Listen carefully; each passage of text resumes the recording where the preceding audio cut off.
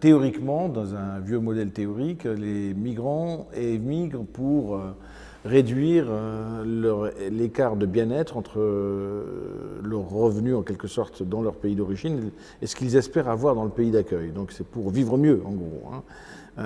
Et donc le déterminant clé, c'est les différentiels de revenus, la probabilité de trouver un emploi va compter, bien entendu, et en réalité, la possibilité de se projeter de manière plus positive dans l'avenir. Et pour ses enfants aussi, pour faire éduquer les enfants, etc. Donc ça, c'est les déterminants de l'immigration essentiels, connus, s'agissant des migrations économiques. Alors ensuite, vous avez un deuxième groupe de migrants qui sont les migrants, les réfugiés. Ceux-là, ils sont obligés de partir, parce qu'on le voit avec la Syrie, avec les chocs de guerre qui se produisent dans différents pays. On a ce qu'on appelle des migrations forcées. Ces migrations forcées ne sont pas des migrations volontaires. Elles sont liées aux chocs qui se produisent dans les pays d'origine. Donc c'est des migrations qui sont complètement différentes de nature et en termes de déterminants. Alors ensuite, s'agissant des migrations économiques, une fois que les gens ont décidé de partir pour améliorer leur bien-être par rapport à leur pays d'origine, évidemment, ils ne vont pas forcément aller là où ils aimeraient aller.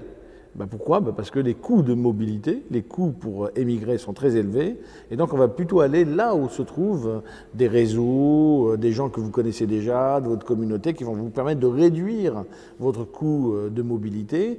Le coût de mobilité étant un coût pour partir, un coût avant le départ, et un coût de départ, un coût de transport, et puis aussi un coût d'insertion dans le pays d'accueil. Évidemment, si vous allez dans des endroits où il y a déjà des gens de la même communauté que vous, ils vont vous aider à vous insérer, vous aider à vous trouver un logement, etc. Donc, voilà pourquoi on ne va pas nécessairement là où on aurait le plus de chances de trouver un emploi, ou là où on aurait des salaires plus élevés, parce que précisément les coûts de mobilité sont très très élevés. Voici donc les déterminants essentiels des migrants. Ensuite, qui sont les migrants ? Contrairement à une idée reçue, les migrants ne viennent relativement moins des pays pauvres que des pays à revenus intermédiaires. En fait, les pays pauvres ont des taux d'expatriation de main-d'œuvre, de migrants extrêmement faibles. Les pays à revenus intermédiaires ont des taux d'expatriation beaucoup plus élevés, maximum. Et puis quand on devient un pays développé, on devient un pays d'immigration. On passe d'une situation de pays d'émigration à une situation de pays d'immigration. En revanche, lorsqu'on décompose le taux d'expatriation, le taux d'émigration, qui est le rapport entre le nombre de gens qui sont partis par rapport à la population des pays d'origine, mais quand on décompose ce taux par niveau de qualification, on calcule ce qu'on appelle un brain drain, une fuite des cerveaux, on prend le nombre de qualifiés à l'étranger sur la population qualifiée du pays de départ. Là, c'est exactement l'inverse qu'on observe, c'est que les pays pauvres ont un taux d'expatriation de qualifiés qui peut être très très élevé, 30, 40, 50%, 60%, tandis que les pays à revenus intermédiaires ont des fuites de cerveau, des taux d'expatriation de qualifiés relativement raisonnables, entre 5 et 10%. Donc les plus grands perdants dans l'émigration de qualifiés sont les pays pauvres.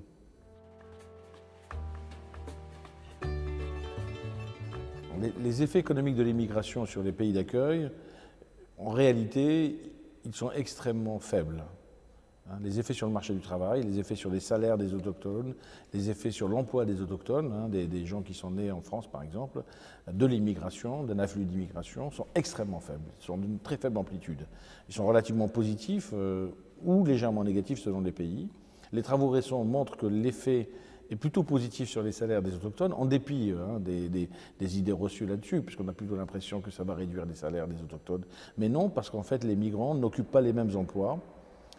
Ils sont complémentaires des autochtones et non pas substituables aux autochtones. Ils ne sont pas concurrentiels des autochtones. Et ça permet aux autochtones de se replier sur des tâches. C'est ce que montre une étude récente du CEPI, sur des tâches plus élaborées, mieux rémunérées. Et donc on a un impact dans plusieurs études françaises positif sur les salaires, léger, mais positif de 3 à 4%. C'est la même chose sur l'emploi, ça n'a pas des effets très très importants sur l'emploi, mais de très faible amplitude. Parce qu'il y a cette histoire de complémentarité entre les emplois occupés par les migrants et les emplois occupés par les autochtones. En revanche, s'il y a de la substitution, c'est davantage entre les migrants eux-mêmes, entre les vagues d'immigration eux-mêmes, dans le secteur du bâtiment par exemple, dans le secteur des services. Alors, les effets sur les pays d'origine sont des effets beaucoup plus importants. Si l'ampleur des effets sur les pays d'accueil est relativement limitée, s'agissant du marché du travail, ils sont aussi limités s'agissant des effets sur la protection sociale et les finances publiques. Une étude récente a montré que les effets étaient relativement limités également. Sur le commerce international, sur les effets sur les pays d'origine, c'est très important. Par exemple, on a 700 milliards de dollars de transfert de fonds des migrants, qui est de l'épargne transférée vers leur famille, restée au pays. Et ça a des effets extrêmement importants sur la réduction de la pauvreté transitionnelle, sur la possibilité que les ménages qui reçoivent de l'argent envoient leurs enfants à l'école plutôt que de les envoyer à l'usine ou dans les ateliers de sueur. Donc ça réduit le travail des enfants. Ça favorise aussi les équipements collectifs, s'agissant des transferts collectifs des migrants dans les villages. Et donc il y a plutôt des effets positifs, même si au niveau macroéconomique ça peut avoir des effets relativement pervers dans certains cas. L'effet est un effet extrêmement important. En revanche, il y a également les transferts des diasporas, c'est-à-dire des migrants et de tous les gens qui sont associés de près ou de loin à leur pays d'origine, attachés de près ou de loin au pays d'origine. Ces transferts immatériels, qui ne sont pas des transferts monétaires comme dans le cas des transferts d'argent, c'est des transferts de technologie, de savoir-faire, de connaissances, de normes, de pratiques, qu'elles soient sanitaires. Ça réduit par exemple la prévalence de l'excision dans certains pays d'Afrique. Donc les migrations jouent un rôle assez considérable dans les changements institutionnels qui s'opèrent dans les pays d'origine. Et les effets sont bien plus importants sur les pays de départ qu'ils ne le sont sur les pays d'arrivée. S'agissant des migrations de qualifiés, là, les choses sont très intéressantes puisque l'effet sur les pays d'accueil est toujours un effet relativement positif. Sur les pays d'origine, là, les choses sont plus compliquées. Les pays pauvres qui ont des taux d'expatriation de qualifiés très élevés, au-delà d'un certain seuil, c'est-à-dire au-delà de 15-20% de taux d'expatriation de qualifiés, de taux de fuite de cerveau si vous voulez, les effets deviennent nettement négatifs sur le pays d'origine. Ça crée même des sortes de trappes au sous-développement, puisque moins vous avez de qualifiés, moins vous pouvez attirer des investissements directs, et moins vous pouvez avoir une croissance et un développement plus dynamique. Si on est en dessous de ce seuil, pour les pays à revenus intermédiaires, la Chine, l'Inde par exemple, ils sont entre 5 et 10%, ben là vous allez avoir plutôt des effets bénéfiques de la fuite des cerveaux, ce qui peut apparaître comme paradoxal. En fait, les effets bénéfiques ils s'expliquent par 3 canaux principaux. Les transferts d'argent, plus vous êtes qualifié, plus vous allez transférer de l'argent. Et ça va permettre de réduire la pauvreté, je le disais avant, mais aussi d'améliorer l'éducation globale. Les transferts de connaissances, le retour des migrants qui va permettre d'améliorer les conditions d'éducation, etc. Et puis troisième aspect, qui est un aspect beaucoup plus intéressant, c'est un aspect, disons, d'incitation à l'éducation pour augmenter ses chances de partir. Comme les coûts de mobilité sont élevés, plus on investit dans l'éducation, plus on a des diplômes, plus on augmente sa probabilité d'émigrer. Et donc, et ce faisant, ça favorise une augmentation généralisée dans les pays du stock d'éducation, du stock de capital humain, donc du niveau d'éducation. Donc ça peut avoir plutôt des effets positifs. Donc vous voyez, la fuite des cerveaux n'a pas un effet symétrique selon les pays de départ, ça touche. Ça fait très mal aux pays pauvres et ça avantage plutôt les pays à revenus intermédiaires.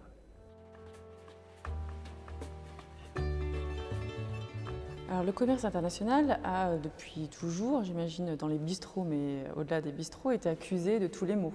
C'était la perspective que son emploi soit délocalisé en Chine qui expliquait que l'industrialisation française périclite, que les salaires n'augmentent pas. Et donc il y avait cette vision qui paraissait assez anodine d'un lien mécanique qui jouait, que l'ouverture internationale insufflait une dynamique du moins 10 ans et que les activités allaient être redéployées en Chine et que tous les salaires, notamment des gens qui étaient en concurrence directe avec la Chine, allaient baisser. Et donc c'était ça qui justifiait, enfin qui expliquait pourquoi en Europe, dans tous les pays développés, on voyait une augmentation des inégalités. Alors, de nombreux travaux empiriques ont essayé de relier cette augmentation des inégalités qui est indiscutable à l'internationalisation des productions de ces pays développés. Et jusqu'à récemment, je pense que le consensus, c'était que le commerce n'était pour pas grand-chose. Et donc, la phrase qui est très marquante de ce point de vue, c'est celle de Paul Krugman qui disait globalization is not the culprit. Donc la globalisation n'est pas le coupable. L'idée, c'était plutôt que cette montée inexorable des inégalités était liée au progrès technique. Le progrès technique faisait qu'on remplaçait le travailleur peu qualifié par des machines, que c'était l'ingénieur qualifié qui programmait la machine et donc on n'avait plus besoin du travailleur peu qualifié et que donc il n'y avait pas de demande pour ce travailleur peu qualifié, que son salaire du coup restait bas alors que le salaire du travailleur qualifié augmentait. Alors, il y avait quand même un petit souci, c'est que normalement cette théorie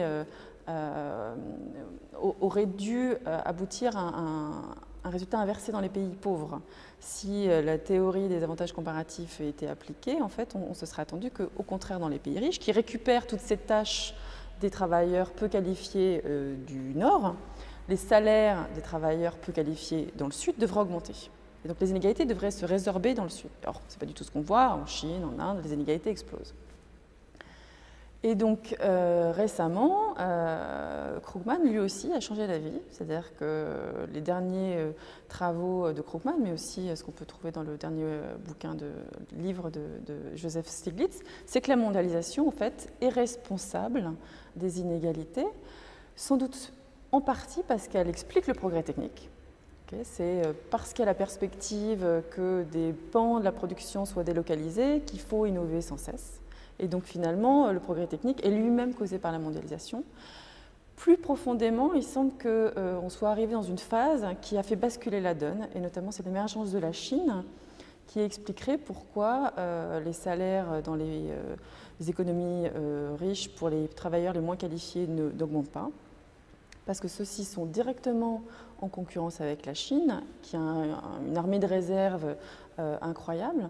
Et ce dont on se rend compte, c'est que non seulement les travailleurs peu qualifiés dans les pays riches vont souffrir de cette concurrence, mais c'est par deux effets. Un, les travailleurs peu qualifiés travaillent dans des secteurs qui sont directement exposés à la concurrence chinoise, c'est-à-dire ils travaillent dans le textile et pas, on va dire, dans des secteurs qui sont intensifs en main-d'œuvre qualifiée.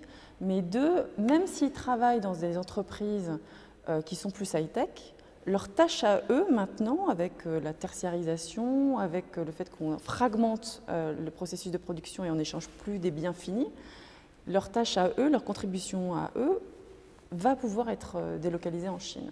Et donc, il semble que ça explique, en lien avec cette masse de la Chine, mieux la croissance des inégalités dans le Nord, mais aussi dans le Sud. C'est-à-dire que l'arrivée de la Chine a permis vraiment aux entreprises d'optimiser l'allocation internationale de leurs tâches. Et une grande partie est partie en Chine. Mais quand elle arrive en Chine, cette tâche, elle est relativement plus intensive en capital humain, elle est plus exigeante en compétences que la moyenne de la population chinoise. Et donc, elle contribue en Chine à faire exploser les salaires des gens qui sont un peu plus qualifiés que les autres. Et donc, ça accroît les inégalités aussi dans le Sud. Donc, la mondialisation, maintenant, je pense que le consensus qui émerge, c'est que la mondialisation est coupable, notamment à expliquer l'augmentation des inégalités dans les pays pauvres.